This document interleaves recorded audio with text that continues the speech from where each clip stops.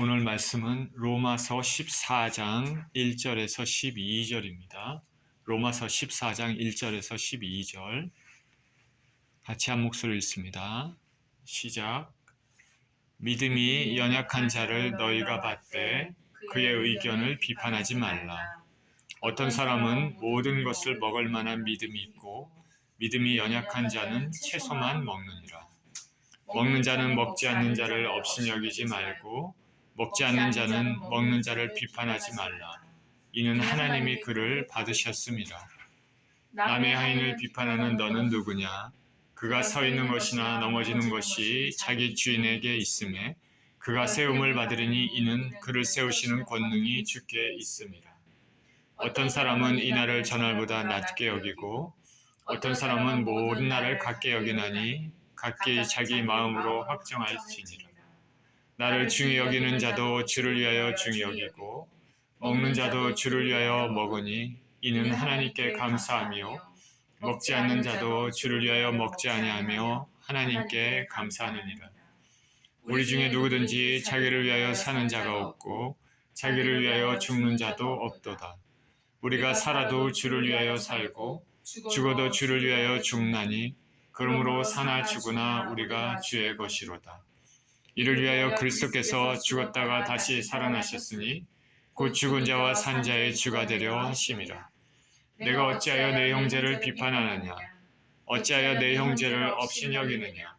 우리가 다 하나님의 심판대 앞에 서리라.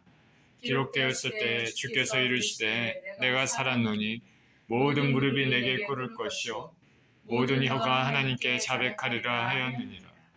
이러므로 우리 각 사람이 자기 일을 하나님께 짓고 하리라. 아멘. 믿음이 약한 자와 강한 자라는 제목으로 말씀을 나누겠습니다. 기도합니다. 우리의 사랑과 소망이 되신 하나님 아버지 감사합니다. 오늘도 주의 귀한 말씀을 나누는 시간입니다. 하나님, 말씀이 육신이 되어 우리 가운데 거하시는 예수 그리스도 그 크신 은혜를 우리가 체험하는 시간이 되게 하여 주옵소서. 예수님 이름으로 기도합니다. 아멘.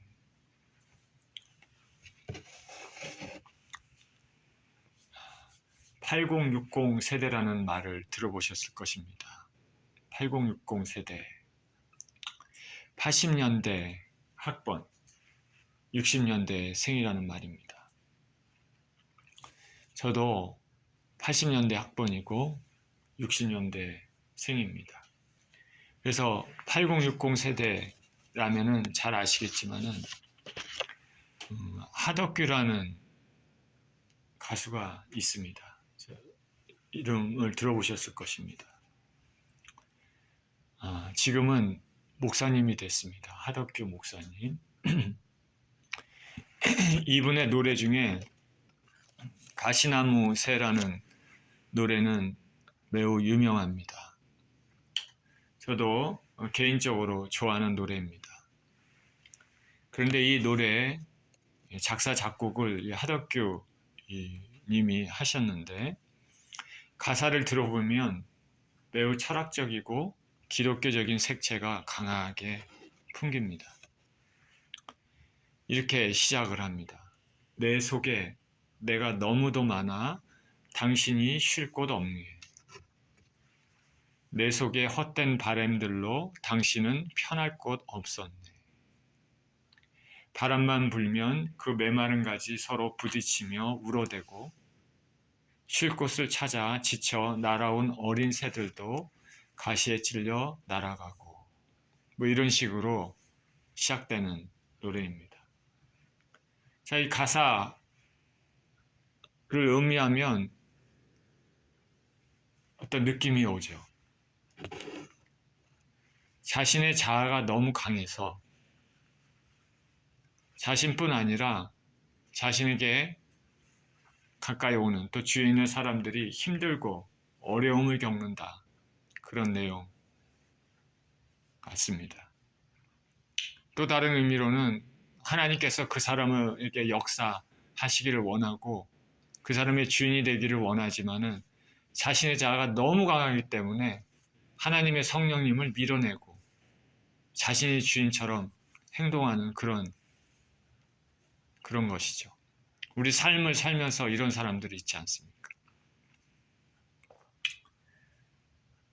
자, 이웃이 쉬고 싶어서 당신의 사랑과 은혜와 당신 안에 있는 하나님의 따뜻함을 경험하고 싶어서 가까이 가는데 나는 그 이웃을 날카로운 비판, 그걸 가지고 이웃을 무시하고 비판하는 그런 모습이 이 가사를 보면은 떠오릅니다. 자기 자신이 너무 강해서, 자아가 너무 강해서 다른 사람들을 밀어내고 다른 사람들을 판단하고 비판하는 것이죠. 자, 오늘 본문은 지난주에 이어 믿음의 형제 자매들 간에 이제 판단하는, 비판하는 내용을 담고 있습니다. 1절에 이렇게 시작합니다. 믿음이 연약한 자를 너희가 받되 그의 의견을 비판하지 말라. 어떤 사람은 모든 것을 먹을 만한 믿음이 있고 어떤 사람은, 어떤 연약한 자는, 믿음이 연약한 자는 채소만 먹느니라. 먹는 자는 먹지 않는 자를 없인 여기지 말고 먹지 않는 자는 먹는 자를 비판하지 말라. 이는 하나님이 그를 받으셨습니다. 남의 아인을 비판하는 너는 누구냐? 그가 서 있는 것이나 넘어지는 것이 자기 주인에게 있음에 그가 세움을 받으리니 이는 그를 세우시는 권능이 주께 있습니다. 여기 믿음이 연약한 자를 받으라고 말합니다. 그리고 그가 어떤 의견을 낼 때 비판하지 말라 말합니다. 지난주에는 바울의 사도권을 비판하는 고린도 교인들에 대해서 말씀을 나눴습니다. 바울의 변증이었습니다. 바울 자신은 하나님 앞에 부끄럼 없이 행했기 때문에 자신을 판단할 분은 하나님께 있다고 말했습니다. 그리고 자신도 자신을 판단하지 않는다고 말했습니다. 오늘 본문에서는 믿음의 형제 자매들 간에, 그러니까 믿음의 사람들 간에 서로 믿음이 약하냐 아니면 강하냐 가지고 업신여기거나 비판하지 말라고 말합니다. 오늘 본문에서의 특별한 주제는 먹는 것에 대한 것입니다. 먹는 것. 모든 것이 하나님께로 왔으니까 감사함으로, 기도함으로 먹으면 아무런 문제가 없습니다. 우상에게 바쳐졌던 제물도 마찬가지입니다. 구약 율법에서 정결하지 못하다고 나열된 것도 이제 마찬가지입니다. 예수님께서 십자가의 죽으심으로 말미암아 구약의 정결례는 폐지되었습니다. 우리가 지금 희생제사를 드리고 있지 않지 않습니까? 그렇죠? 구약에는 양과 염소를 잡았는데 우리는 지금 그런 걸 하지 않습니다. 예수 그리스도의 십자가의 죽으심으로 그 한 번의 제사로 모든 것이 구약의 정결례는 폐지가 된 것이죠.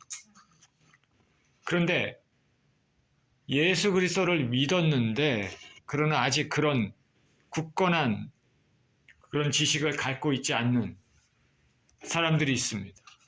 구약의 음식 규례를 지키려고 합니다. 아직 온전한 믿음을 갖지 못해서 예수님 안에서 자유를 누리지 못하는 약한 믿음을 가진 형제 자매들이 있었습니다. 이런 사람들에 대해서 믿음이 강하다고 얘기하는 사람들, 그런 사람들이 이런 믿음이 약한 사람들에 대해서 업신여기지 말라고 사도 바울은 말합니다. 업신여기지 말아라. 다 그리스도 안에서 한 형제입니다. 아직 믿음의 온전한 지식을 갖지 못하고 있지만은 그러나 그렇다고 그들을 업신여기지 말라 말합니다. 우리 믿음의 사람들은 각자의 믿음의 분량이 다 다릅니다. 어떤 사람은 믿음이 강하고 어떤 사람은 믿음이 약합니다. 사도 바울 자신도 하나님께서 자신에게 주신 믿음의 분량에 따라 섬긴다고, 주를 섬긴다고 얘기했습니다. 그러니 우리 믿음의 형제 자매들은 믿음이 약한 자에 대해서 함부로 비판하면 안 됩니다. 믿음이 작은 것이라도 그것이 하나님께서 주신 것입니다. 그리고 그 사람의 그 믿음을 하나님께서 받으셨습니다. 자, 구약의 기드온이 있습니다. 그는 영적으로 암흑의 시대, 사사시대에 하나님께서 일으켜 세운 지도자입니다. 사사입니다. 이스라엘이 하나님께 죄를 지었을 때 하나님께서는 미디안을 들어서 이스라엘을 괴롭게 하도록 허락하셨습니다. 그랬더니 이제 이스라엘이 그 고통 가운데 하나님께 부르짖었습니다. 그랬더니 하나님께서 사사를 세우셔서 이스라엘을 구원하도록 하셨습니다.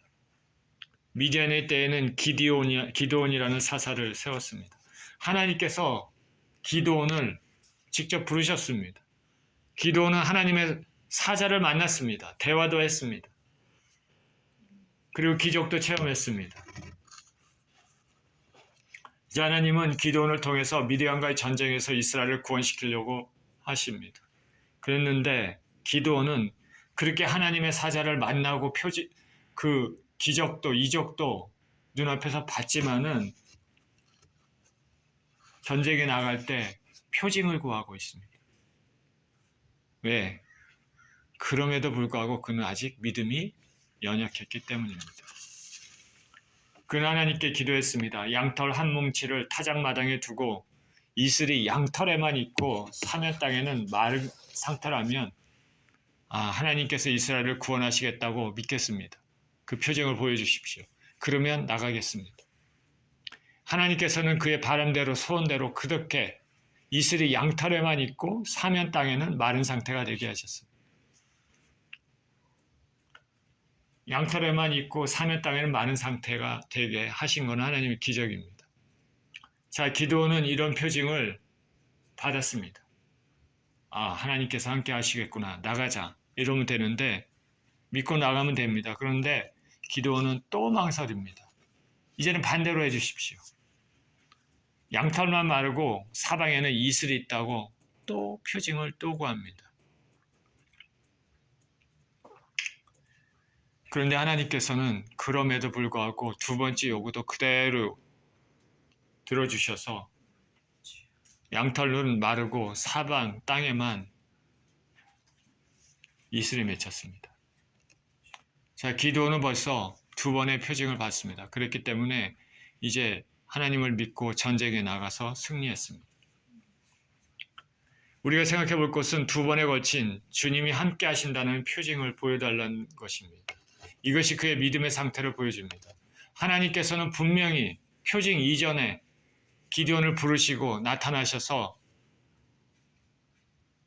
기드온에게 이적을 보여주셨습니다. 내가 너를 들어서 이스라엘을 구원하겠다. 그러나 기드온은 그 하나님을 만나고 믿고 나가야 됨에도 불구하고 표징을 구한 것이죠. 한 번도 아니고 두 번입니다. 하나님 입장에서는 기드온이 이런 표징을 구하지 않고 바로 나갔으면, 믿음으로 순종했으면 아마도 더 좋았을 것입니다. 그러나 기드온의 이르긴 연약한 사사 아닙니까, 기드온은? 그럼에도 이런 연약한 믿음 가운데서도 하나님은 그를 받으셨습니다. 왜 이렇게 믿음이 없을까? 내가 너를 선택했는데. 참, 하나님께서 실망하시고, 어떻게 해야 되나? 다른 사람을 선택해야 되나? 뭐 여러 가지 고민을 하셨는지는 모르지만, 그러나 하나님께서는 그 기드온을 그대로 받으시고 원하는 대로 해주셨습니다. 그리고 그 연약한 기드온을 통해서 미디안과의 전쟁에서 이스라엘이 승리하게 했습니다. 사사시대에 사사들은 하나님이 택하신 위대한 사람들이지만은 모두가 믿음의 온전한 사람들이라고 할 수는 없습니다. 삼손을 보십시오. 뭔가 온전치 못하죠. 그럼에도 그들을 하나님께서 쓰신 것입니다. 마찬가지로 우리 예수님을 믿은 형제 자매들은 각자의 믿음이 강하고 약할지라도 서로 판단하기보다는 하나님이 받으셨다는 것을 생각해야 됩니다. 저나 여러분이나 우리 내면을, 우리 삶을 살펴볼 때 얼마나 부족한 사람인지 잘 알 것입니다. 어떤 이슈에 대해서 나와 다른 견해를 가진 형제 자매가 있어도,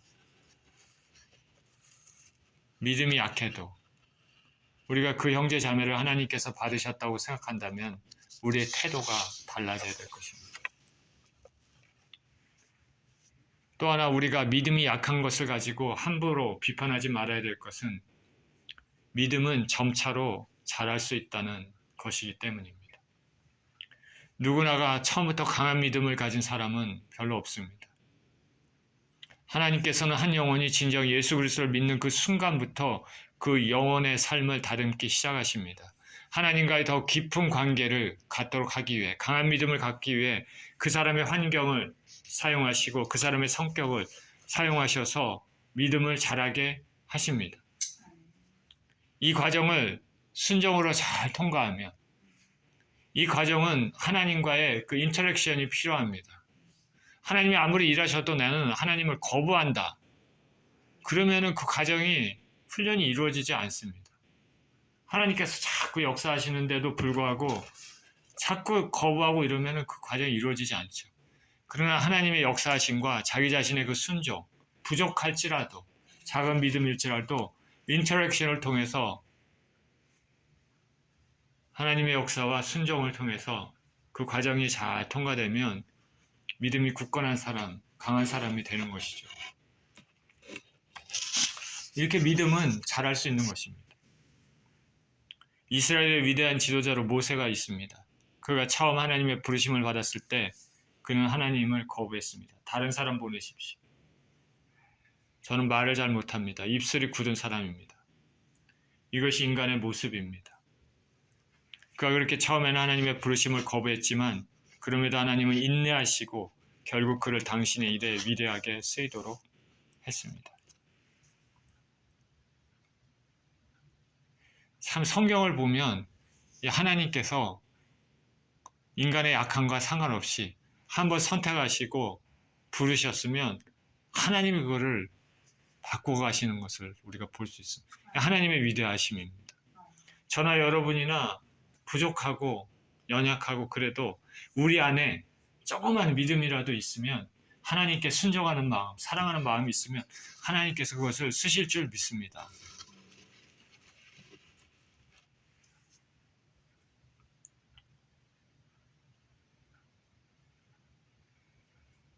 모세가 처음에는 하나님의 부르심을 거부했지만 하나님께서는 그럼에도 인내하시고 결국 그를 당신의 일에 위대하게 쓰이도록 했습니다. 처음부터 믿음이 강한 사람은 없습니다. 믿음은 자라게 되어 있습니다. 하나님의 은혜 안에서 우리들은 조금씩 성장하게 되어 있습니다. 예수님의 10 제자들도 그랬습니다. 처음부터 믿음이 강한 것은 아닙니다. 복음서에 여기저기에 12 제자들의 믿음이 약함을 우리는 알 수가 있습니다. 그럼에도 예수님은 인내하시고 그들을 가르치셨습니다. 결국 12 제자들은 물론 가룟 유다를 빼고 제자들은 예수 그리스도의 죽으심과 부활 사건 이후에는,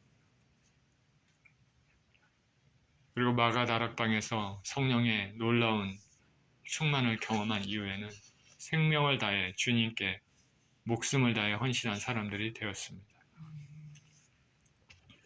믿음은 자랍니다. 그러니 현재 모습을 보고 판단하거나 그렇게 해서는 안 되겠습니다. 예수님께서 그들을 받으셨기 때문입니다. 5절입니다. 어떤 사람은 이 날을 전날보다 낮게 여기고 어떤 사람은 모든 날을 같게 여기나니 각각 자기 마음으로 확정할지니라.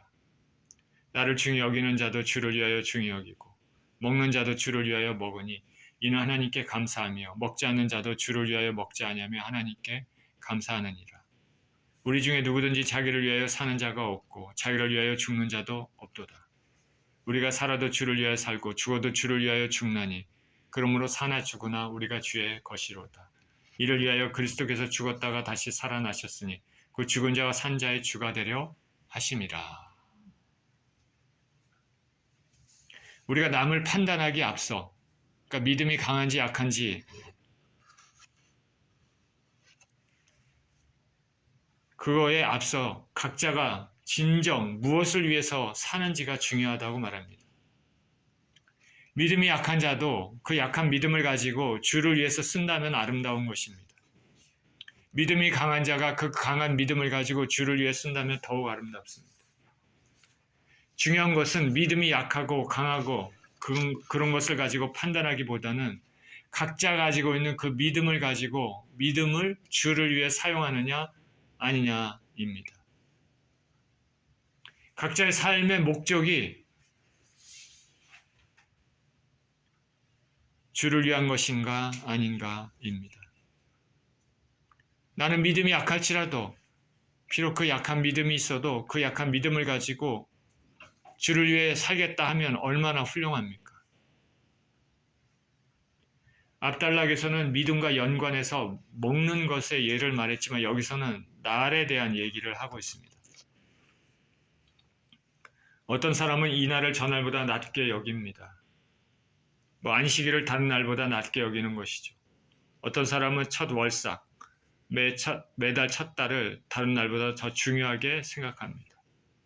그것이 그 사람의 믿음입니다. 그렇게 함으로써 하나님을 더 잘 섬기는 방법으로 그렇게 여기는 것이고 그렇게 믿는 것입니다. 이 사람은 하나님을 섬기는 마음으로 그 날들을 그렇게 소중하게 지킵니다. 훌륭하죠. 근데 어떤 사람들은 모든 날을 똑같이 여깁니다. 이 사람은 안식일도 중요하지만 매월 첫 날도 중요하지만 일주일에 한 날 한 날도 똑같이 동일하게 중요합니다. 그래서 모든 날을 동일하게 생각하고 매일매일을 열심을 주를 위해 사는 것입니다. 이것도 훌륭합니다. 이 사람은 앞에 안식일을 보다 중요시하는 사람을 판단해서는 안 됩니다. 반대로 앞에 안식일이 다른 날보다 중요하다고 생각하는 사람도 이 사람을 판단해서는 안 됩니다. 왜냐하면 예수님의 속죄 사역으로 반드시 지켜왔던 구약의 절기에 대해서 우리는 자유로워졌습니다. 그죠? 다만 이런 절기를 잊지 않는 것은 이것을 통해서 우리는 하나님, 예수님의 은혜를 그날에 더 생각해 볼 수 있기 때문입니다. 중요한 것은 우리 안에 심령의 동기입니다.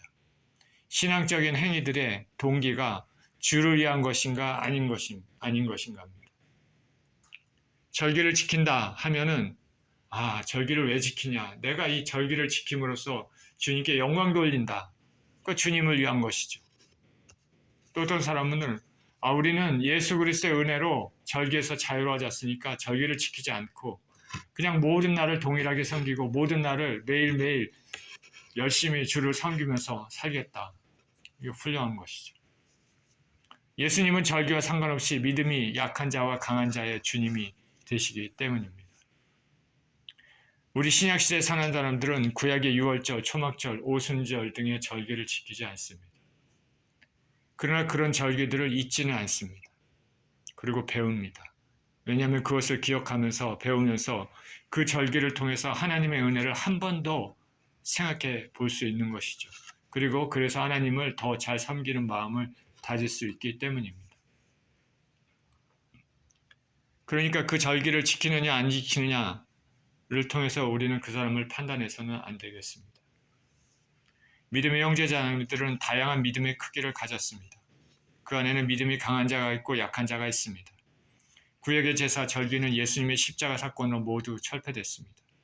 이런 것을 가지고 형제자매를 판단하면 안 됩니다. 무엇보다도 예수님께서는 우리의 믿음의 형제자매들, 믿음이 크고 작건 간에 주님께서 받으셨다는 것을 우리는 알아야 됩니다.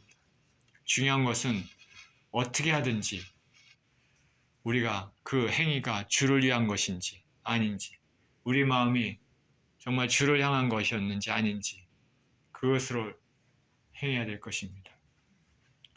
고린도전서 10장 31절에 그런즉 너희가 먹든지 마시든지 무엇을 하든지 다 하나님의 영광을 위하여 하라.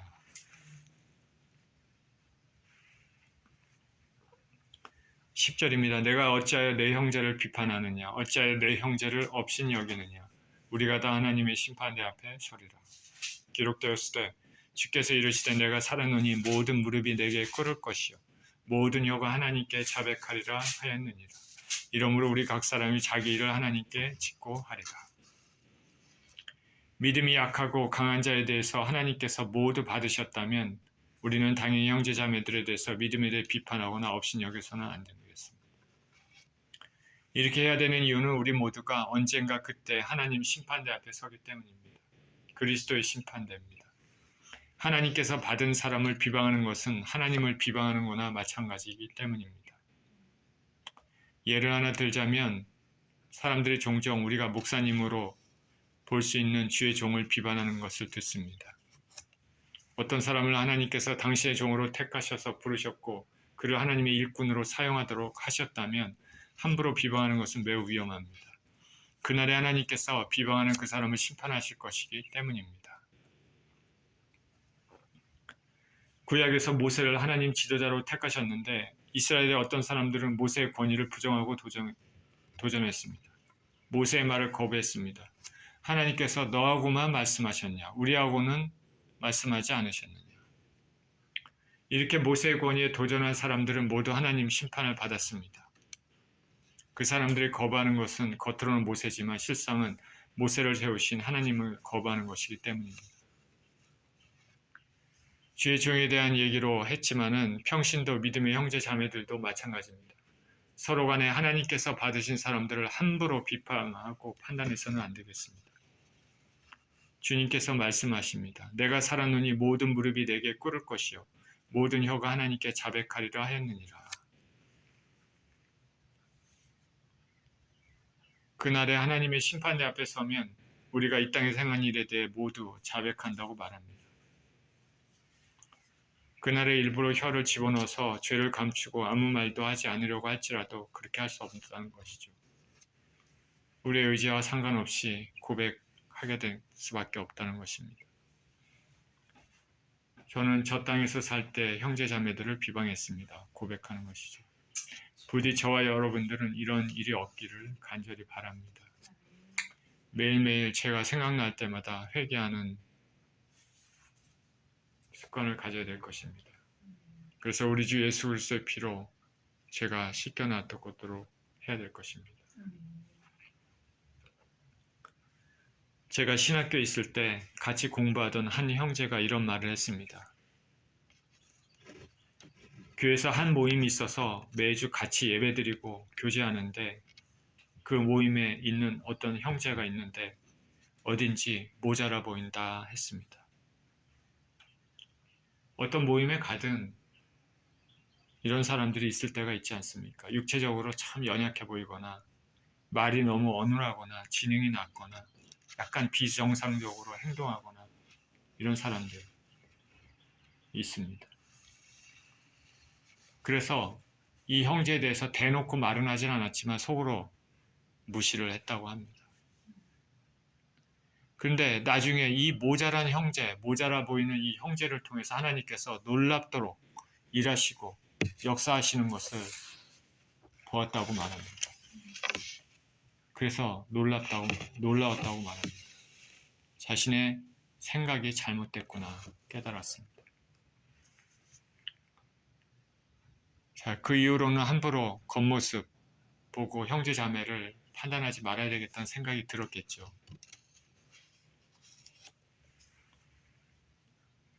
자, 종교 개혁자들은 구원과 직접 관련이 없는 문제를 아디아포라라고 불렀습니다. 이것은 이렇게도 되고 저렇게도 되고 하는 문제입니다. 진리와 거짓을 따지는 것이 아닙니다. 구원을 받고 영원한 멸망을 얻는 그런 문제가 아닙니다. 삶에 있어서 각자가, 신앙에 있어서 각자가 자기의 마음에 따라 행동할 수 있는 문제입니다. 오늘 본문에서 제기하는 것이 그런 것입니다. 먹고 마시는 것, 절기를 지키는 것과 안 지키는 것, 이런 것들은 구원과 관계가 없습니다. 그러니 구원과 관련이 없는, 참과 거짓과 관련이 없는 것에 대해 우리는 형제자매가 다른 견해를 가지고 있다고 해서 비방하거나 판단해서는 안 됩니다. 그 형제자매를 주님께서 받으셨기 때문입니다. 중요한 것은 뭐라고 얘기했습니까? 그 행동의 동기라고 얘기했습니다. 주를 위한 것인가? 주를 섬기는 마음으로 한 것인가?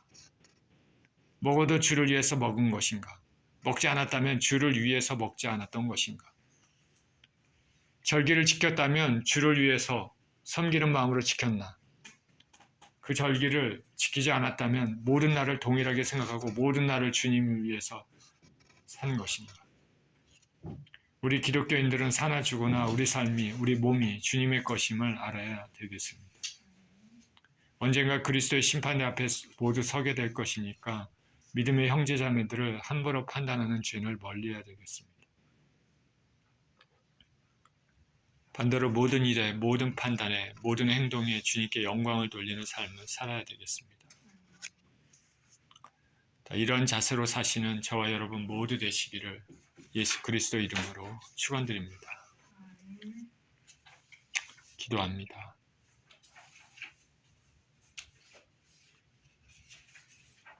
하나님 아버지 감사합니다. 신앙과 관련해서 참과 거짓, 생명과 멸망 이런 것이 아니라 각자의 개인의 의견에 따라 이럴 수도 있고 저럴 수도 있는 문제에 대하여 우리가 믿음의 형제 자매들을 함부로 판단하고 비판하고 하는 죄를 범하지 않게 하여 주시옵소서. 믿음의 형제자들은 모두 하나님께서 받으신 분들인 줄 믿습니다.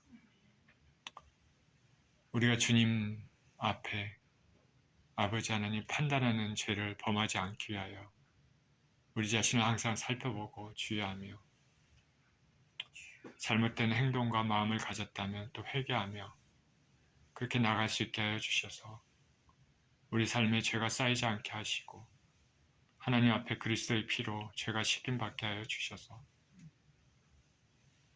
거룩하고 깨끗하고 의로운 삶을 이 땅에서 살고 또 주님 앞 심판대 앞에 부끄러움을 당하지 않도록 우리에게 은혜를 허락하여 주시옵소서. 감사드리며 우리 주 예수 그리스도 이름으로 기도합니다.